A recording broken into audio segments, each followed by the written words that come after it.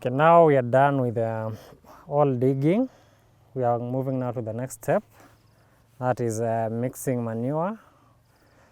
And for it to happen, we'll need manure, well decomposed manure like these ones. Here you can see they are well decomposed. We'll need fertilizer, this one, and then we are going to use to mix the manure with our topsoil. We remember we had put the topsoil in one side of the hole, and these are the topsoil. The subsoil, we are not going to use this one. This one is remaining outside. We are going to use the topsoil to mix with our manure, with the fertilizers, and then we are going to backfill it into the hole. Now we are preparing to plant our seedling.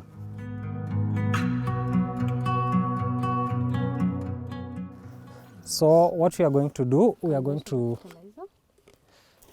to take this manure, 1 bucket of manure, which is equivalently to about 15 kgs. We put it on top of the subsoil. We are going to use approximately 120 grams to 150 grams of this fertilizer,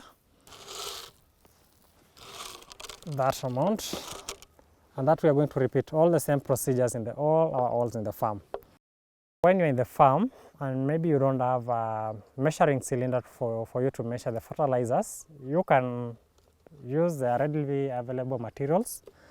You can improvise. Like for our case today, we don't have a measuring cylinder. We've improvised a bottle top, and we are going to use this bottle top, which is approximately 10 grams, to get our 120 grams. So what we are going to do is we count 1 to 12. So that's 12. Now we are going to mark. These are where 120 grams reads. We are going to mark, so that we'll be using that mark, so that we cannot repeat the same procedure of measuring again. So we are going to mark this point. I'll start mixing and make sure I mix it thoroughly. The topsoil, the manure and the fertilizer. Make sure we mix it thoroughly. Topsoil, the fertilizer and the manure. Now we are done.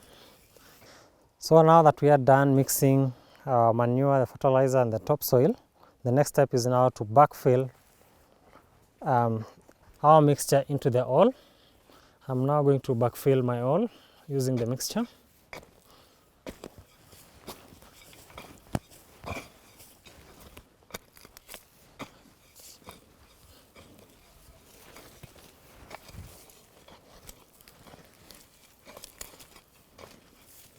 I'll continue until my hole is fully backfilled.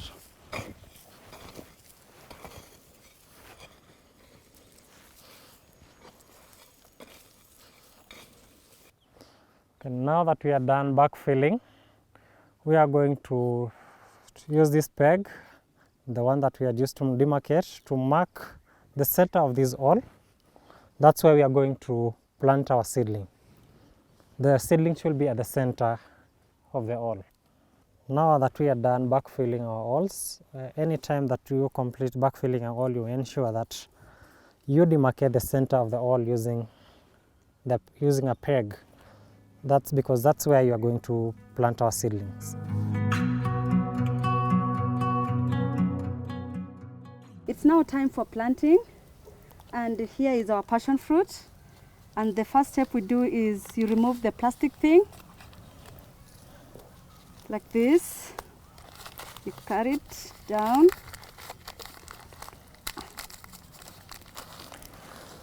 Step aside. Okay, now and then you'll remove. You remember we had placed a peg at the center of our hole. We are going to remove it.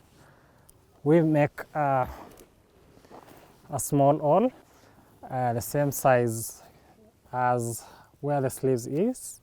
You don't want to cover a stem, so we are going to cover. We're only making a small hole to cover the root system, and then we place it there, and then we make sure that we cover Fill it back. just only to where its original sleeve was.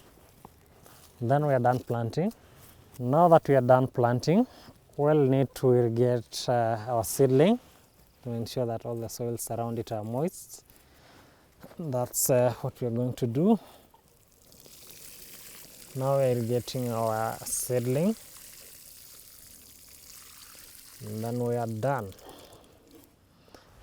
Okay, remember our seedlings are grafted. So as you can see, there is a tape here. This is the union point. We are not going to remove this tape until we give it time, until the seedling is has adopted the environment well, because if we leave it there, it's going to choke our plant, then and you don't want to kill our plant. So we'll have to remove that one, because now the plant will start now growing. Adapting. Yes. Then you are going to use this peg. You press it downwards near the plant, but be careful enough not to damage the roots. Okay. So you are going to press it this way. Then when we are done, we'll need to support this seedling Yes. on this crop. So the next thing that we are going to do is we take our string and we make sure that we tie it on this peg. Yes, that way. At all time, we will always ensure that our crop is following this peg. So the tying helps to train the plant to follow this peg? Yes. Okay.